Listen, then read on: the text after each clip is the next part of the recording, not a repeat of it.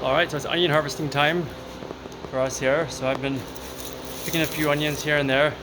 Got some nice red ones here, got some white ones here.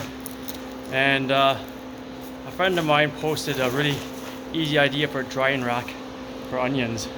So I'm pretty excited. I just hauled up a pallet here, a skid, whatever you guys want to call it. And all you do is you take your onions here, just slipping through here, and fancy pansies, look at that. They hang down, dry nicely.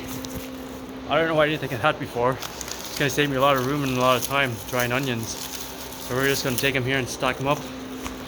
Probably get quite a bit in here actually, probably like 50, 60 at least.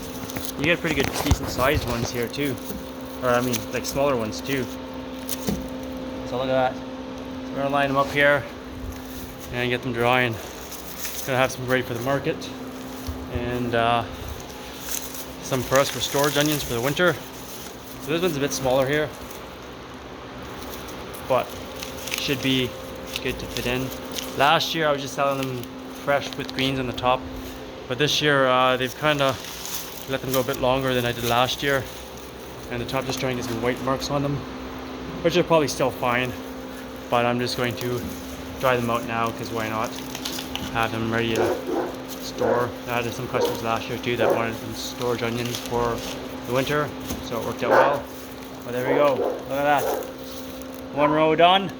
I'm going to keep going with my other onions here and load it up. So just a shout out to Rosie, thanks for this awesome easy idea.